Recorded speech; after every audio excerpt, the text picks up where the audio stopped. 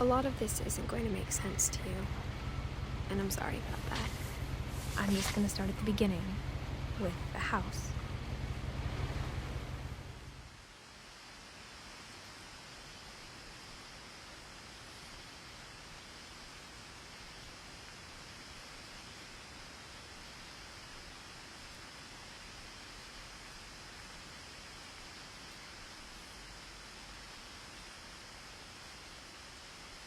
Someone had put up a chain link fence, but it looked like I wasn't the first person to hop it.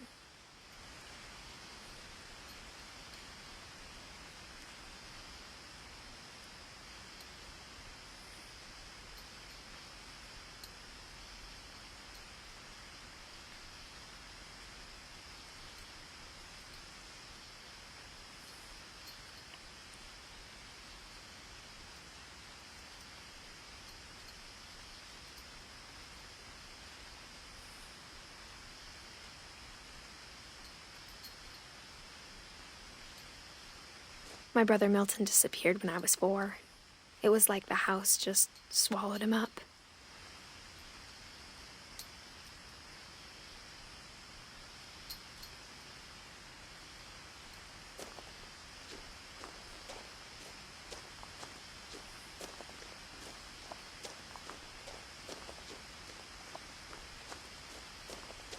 I lived here until I was 11, but I wasn't allowed inside half the rooms.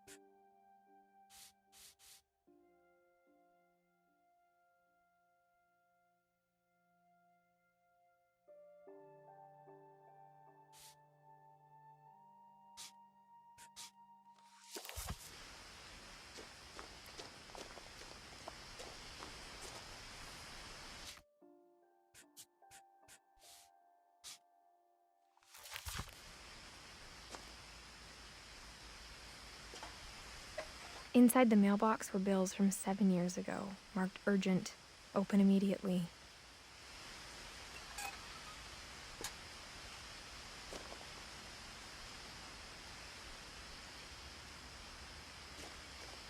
I hadn't been back since my brother Lewis's funeral.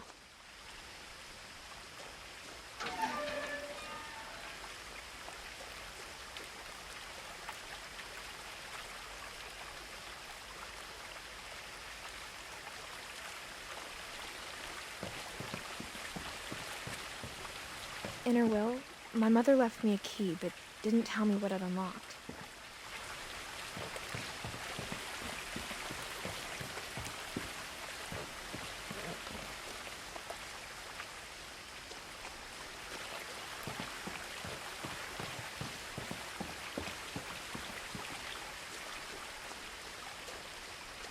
Maybe she thought I'd know, or she thought that the mystery would be enough to bring me back.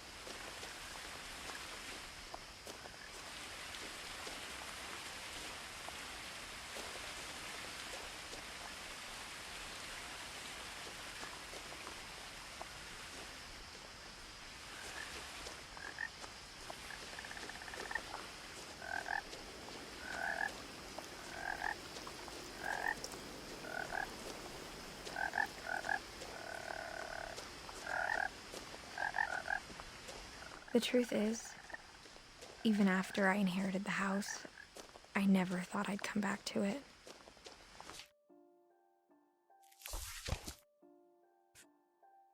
But now I had questions about my family that only the house knew the answers to. The woods around the house have always been uncomfortably silent, as if they're about to say something but never do.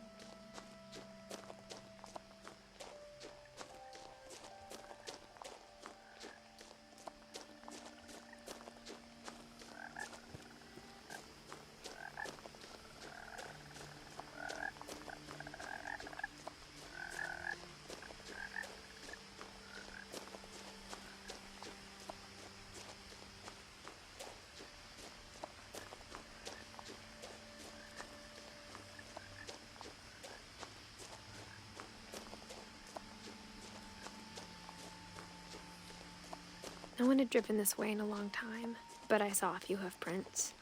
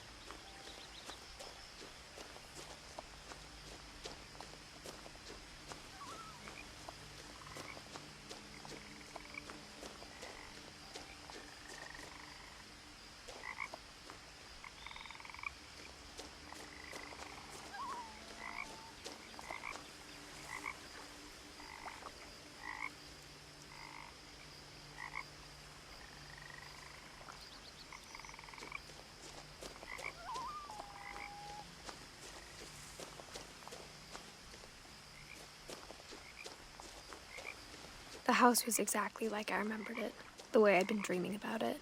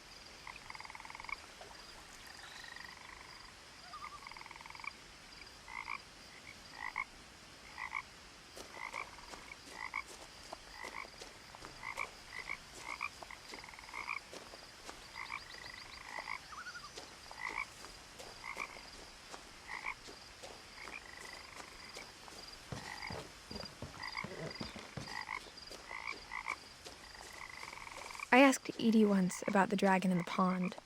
She said it had killed her husband. I was 6. It seemed like an odd joke to me, even then.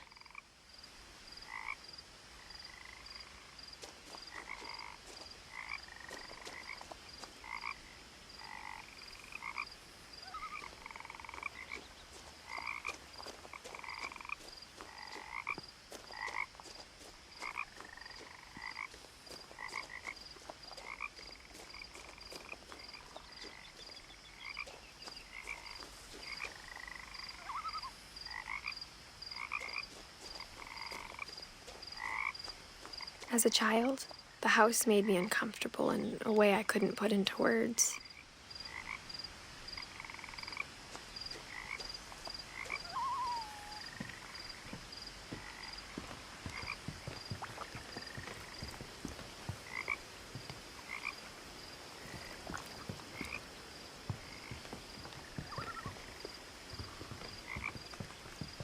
Now, as a 17-year-old, I knew exactly what those words were. I was afraid of the house.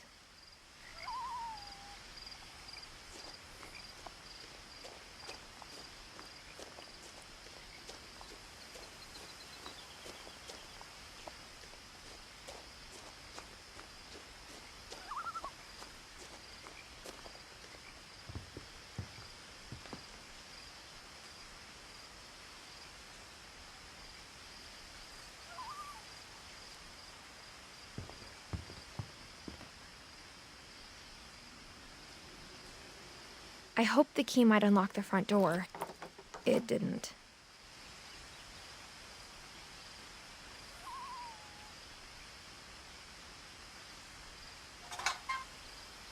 Looking in, I felt like the house itself had been waiting for me.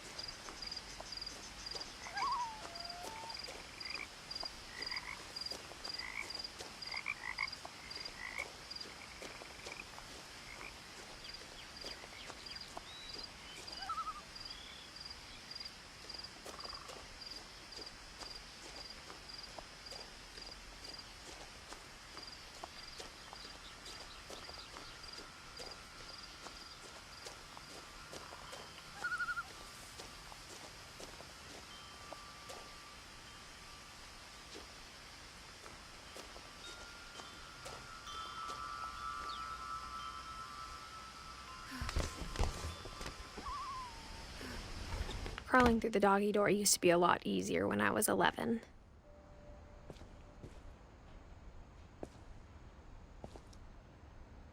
The power had been turned off the night we left.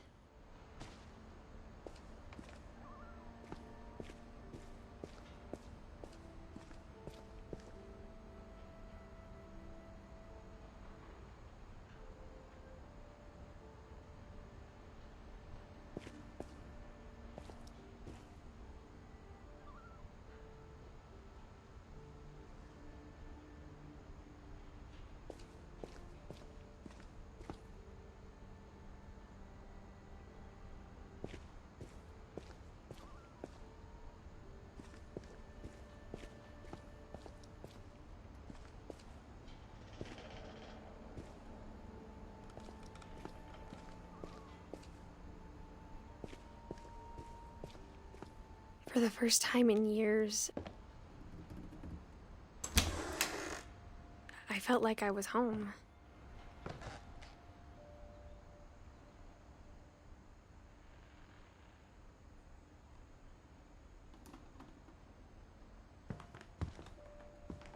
But instead of a family, there were just memories of one.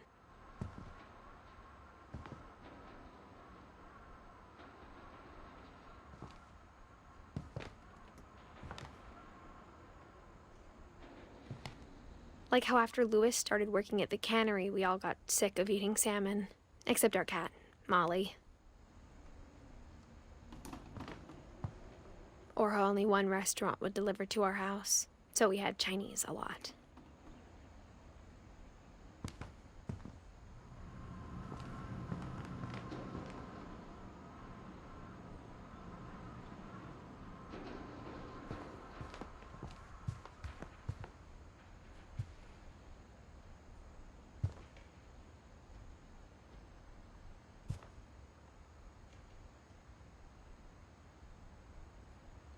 The table was still a wreck from the night we left.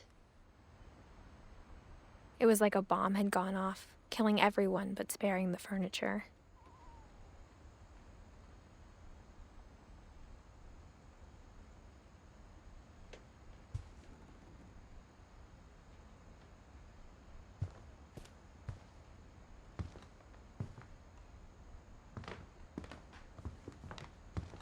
My mom was the only one of us who could imagine Great-Grandma Edie living in a nursing home.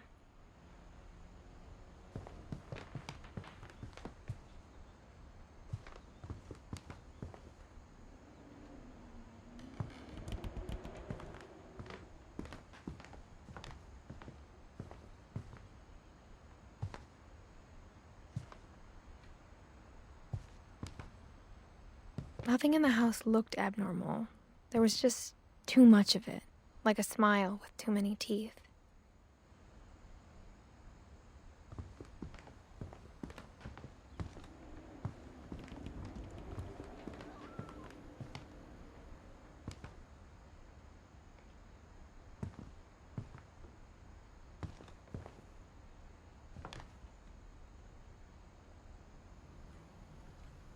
Even the fireplace had a story. Edie told me the bricks came from the original house, after it sank.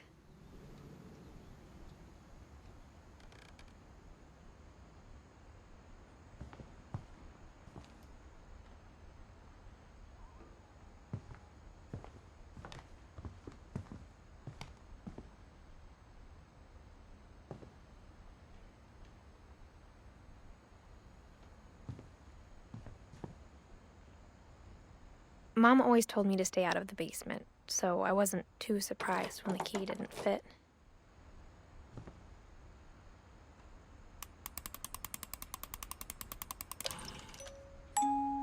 Great-Grandpa Sven built a music box for Barbara, along with the rest of the house.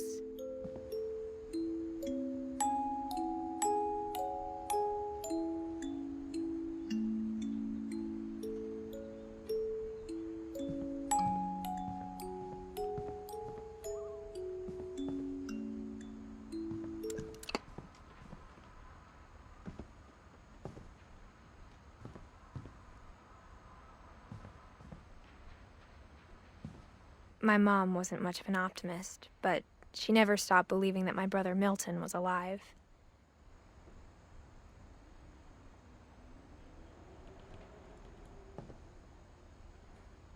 A lot of things got left behind in the whirlwind of that last night.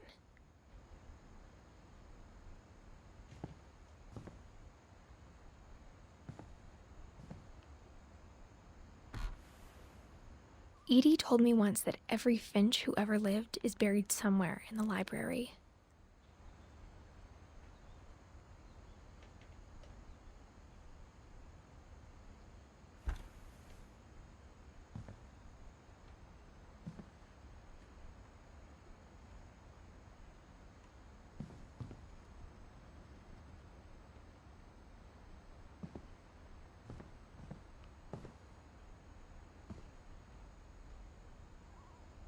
After Milton disappeared, Mom sealed up all the bedrooms. Then Edie retaliated and drilled peepholes.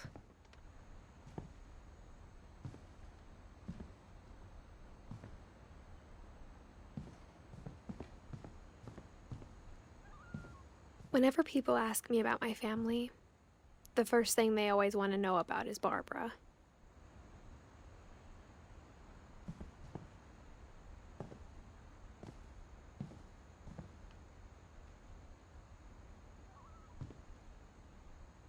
Edie's father, Odin, built the original house.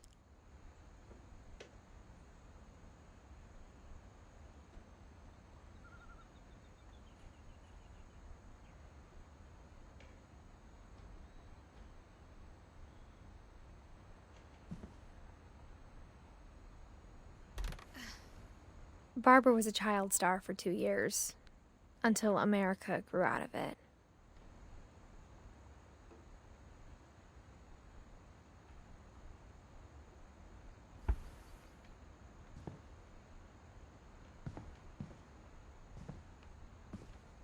Mom must have locked the third-floor stairs on the night we left.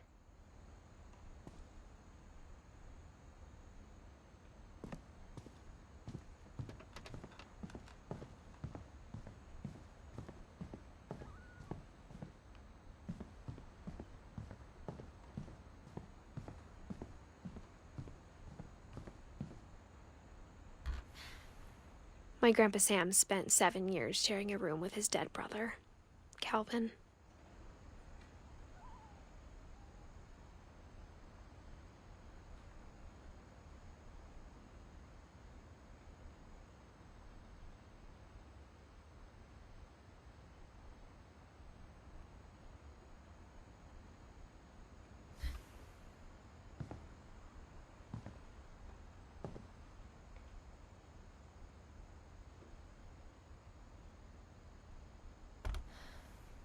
As a kid, I just assumed every house had peepholes and sealed rooms you weren't allowed inside of.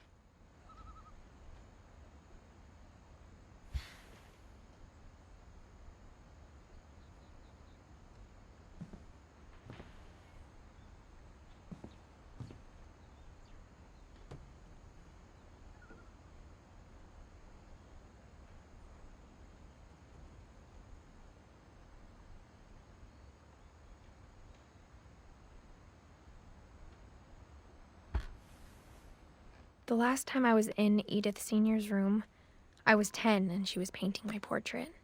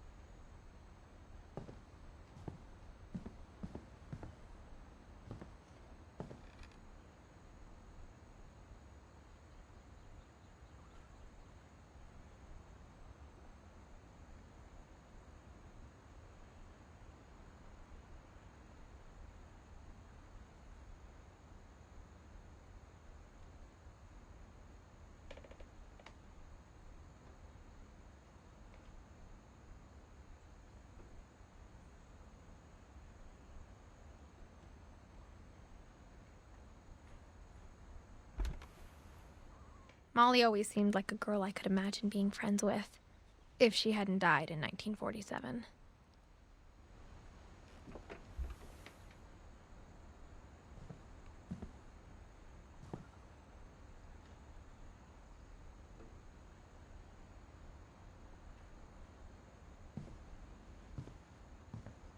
I spent a lot of time playing in Great Uncle Walter's room. I think my mom sometimes regretted not sealing it up.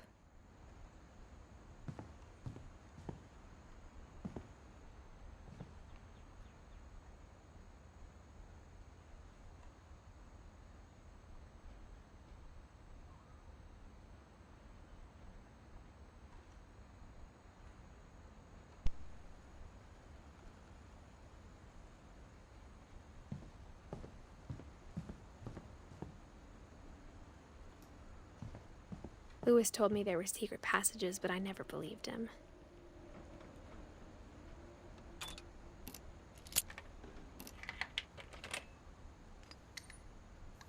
Turns out, my mom was really good at keeping secrets. Now it was time to find out what my mom had been afraid of.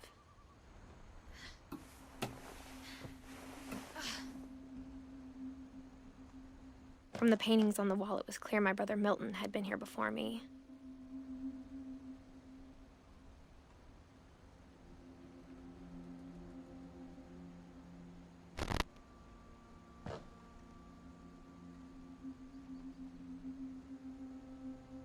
Reading this, maybe it sounds like I had a plan, but I had no idea what was behind that door.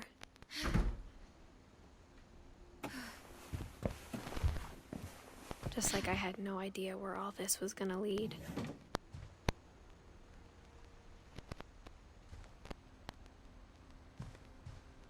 I grew up looking at Molly's room through the peephole. Molly's gerbil had a tiny bedroom with its own even tinier gerbil cage.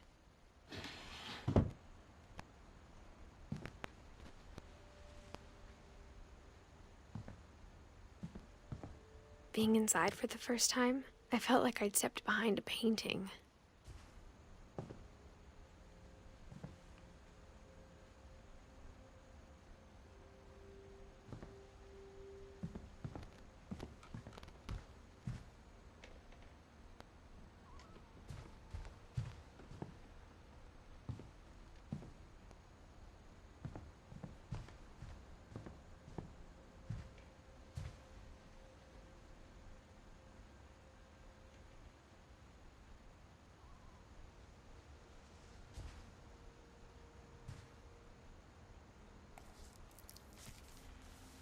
December 13th, 1947. Dear Diary, I'll be gone soon, but I wanted to tell somebody about what's gonna happen.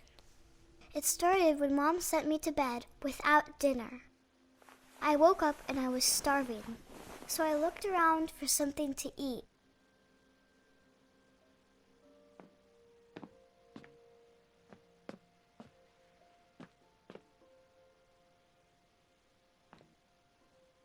My Halloween candy was all gone.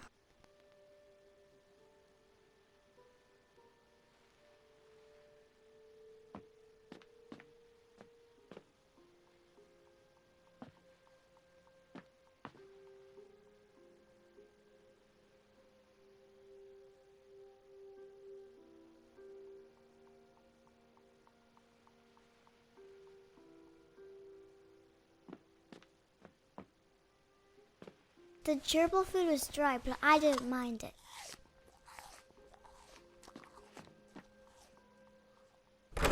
Mom, can I come out now? Sweetheart, it's late. Go to sleep.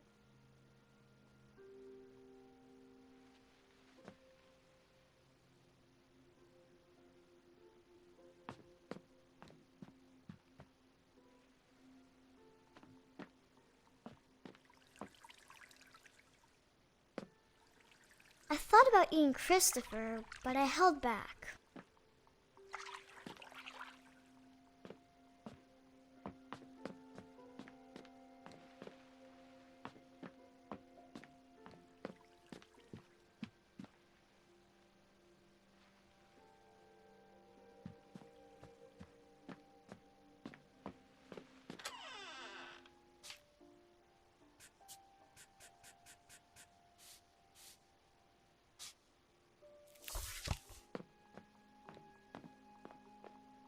I kept eating and eating.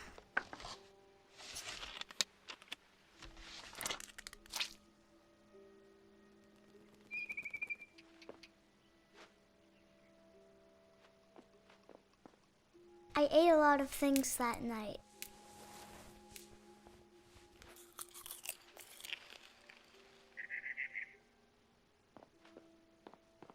Then I heard chirping outside my window. It was a barn swallow going back to her nest. I reached out for her.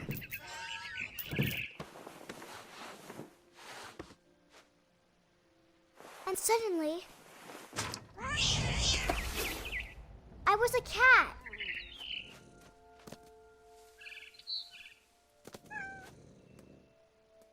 I tried to be quiet, but the bird was really scared.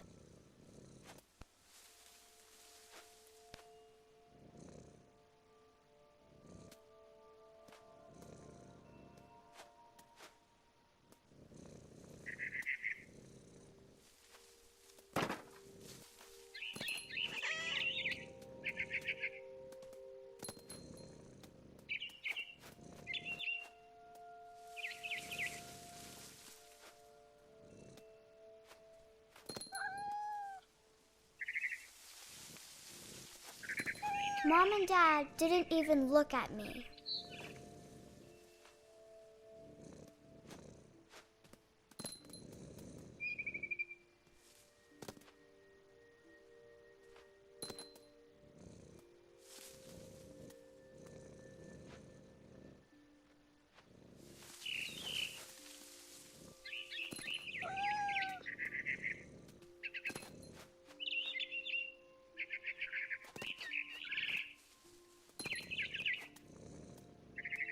The babies were all gone.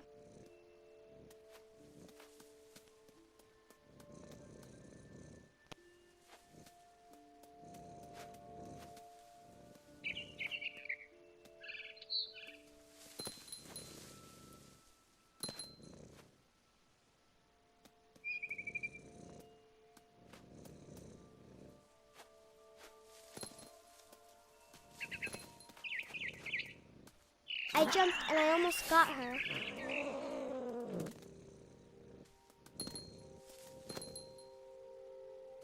I could tell she was getting really tired. Now I was up in the big tree. I promised Dad I wouldn't climb it anymore. All I cared about was eating that mama bird.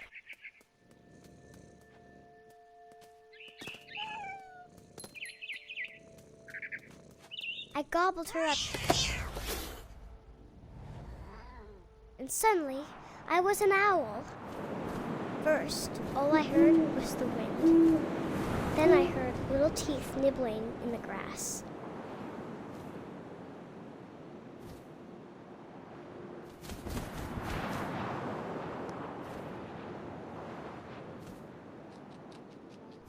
Rabbits.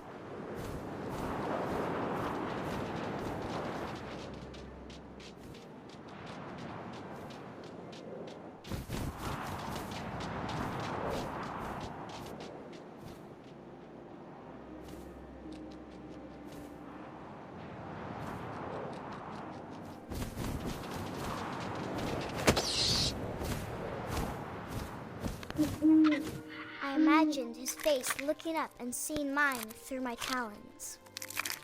I swallowed him up, and I didn't chew one bit. Then I flew off to find something bigger.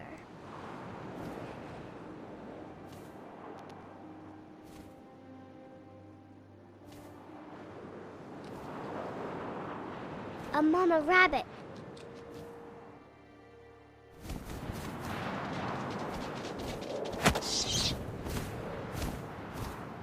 She was almost too big to carry. I started choking, but I couldn't stop eating. And suddenly, I was a shark.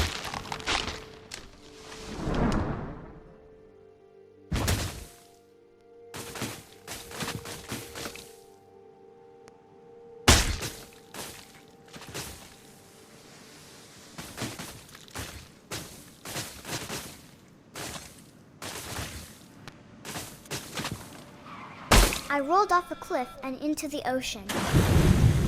Now, I was hungrier than ever.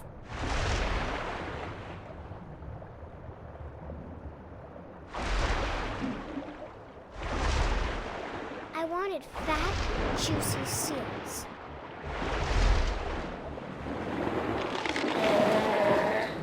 I tore off her flipper, and it tasted really good.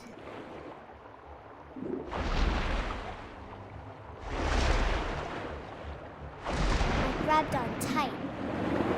But I was so hungry, I jumped out of the water. When I opened my eyes, everything had changed.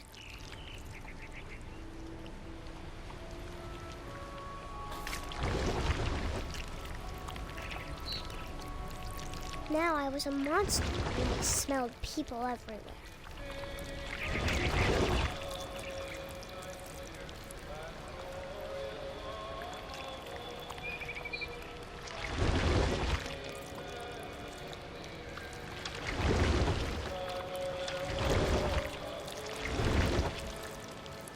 I was big, but I moved real quiet.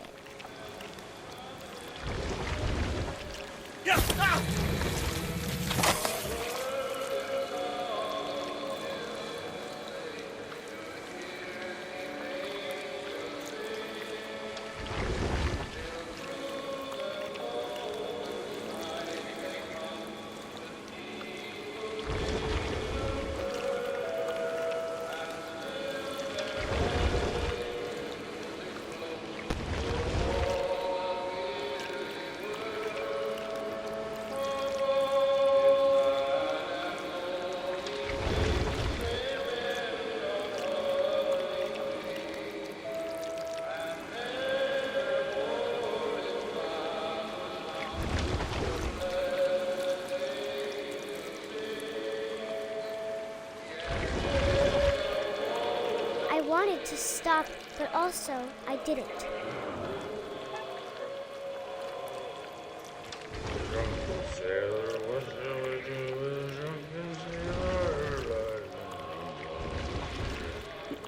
His belly was rusty razor, his belly was rusty razor, his belly was rusty razor.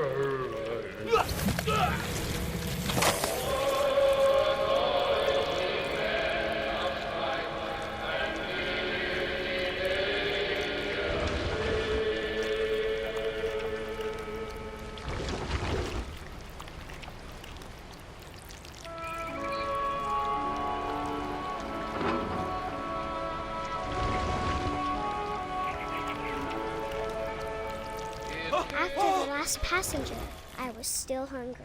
And across the water, I smelled something new. Something I had to have, so I swam towards it.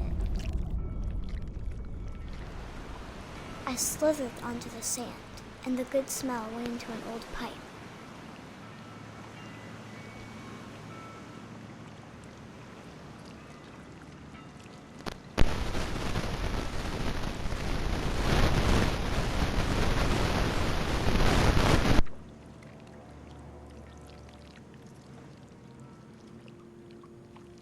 I got closer and closer.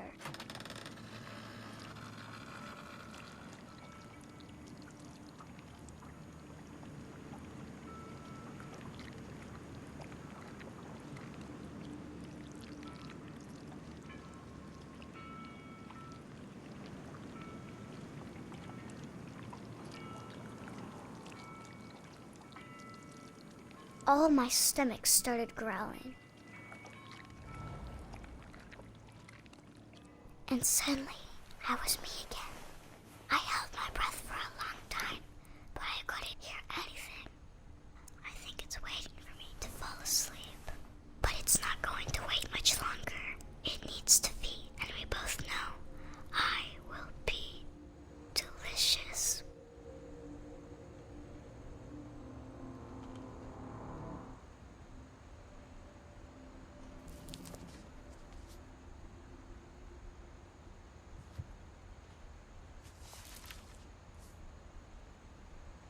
I'm not sure if I believed all of that, but I'm sure Edie would have.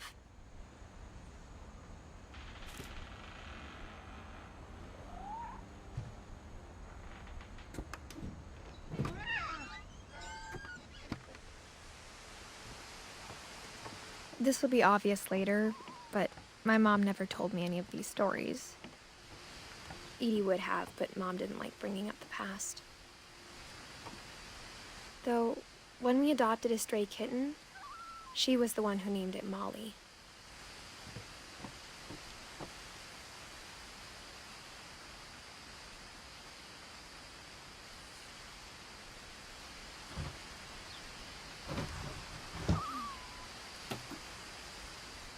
I spent a lot of time in Great-Grandma Edie's room.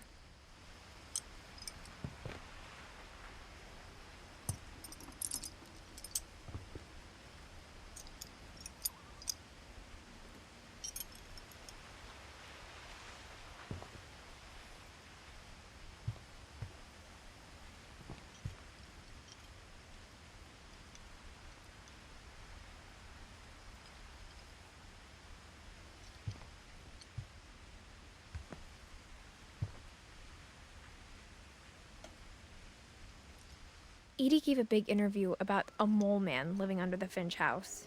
My mom was furious. I hadn't thought of myself as Edith Jr. for a long, long time.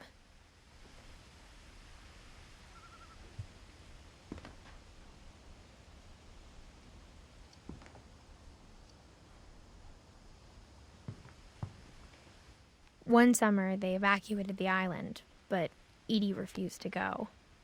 For a few weeks, she was a celebrity.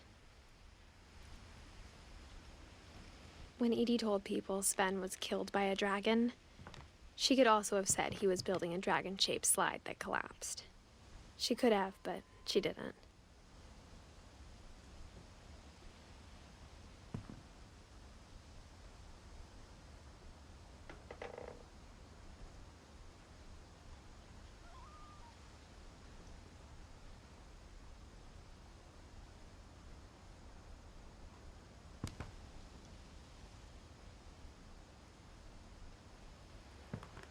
even in her 90s. Sometimes Edie seemed a lot younger than my mother.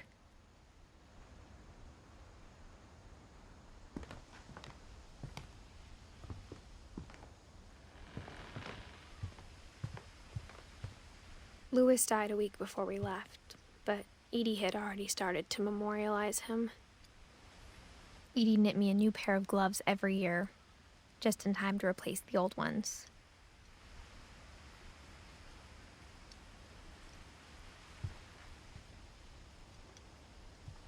Her room was like a museum.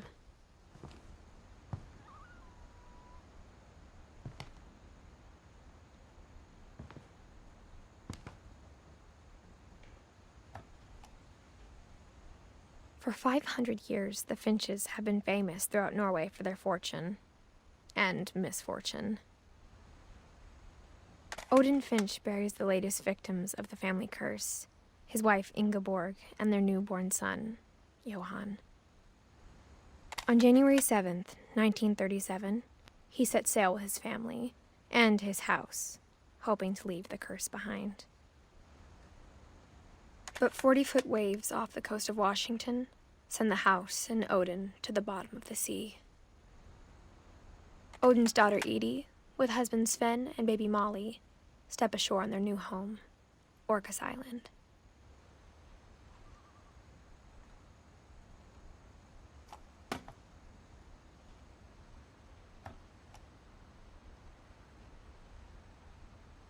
Odin Finch is the first to be buried in the new family cemetery. His daughter Edie is already dreaming of a new Finch house.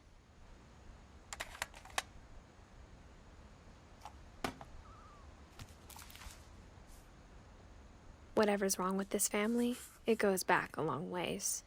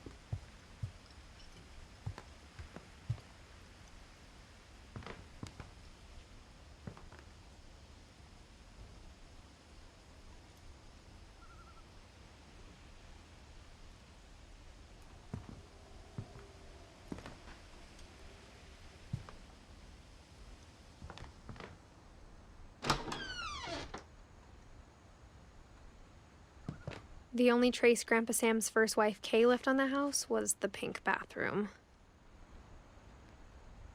It was a pretty big trace.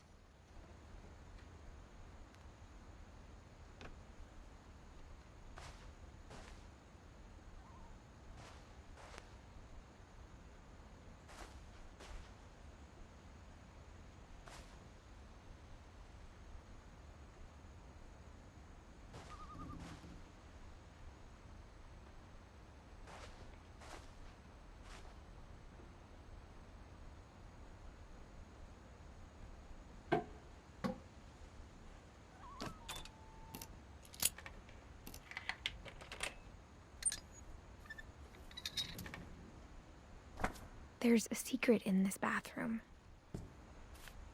It's in the last place you would look. It isn't in the cupboard. It's hidden in this book.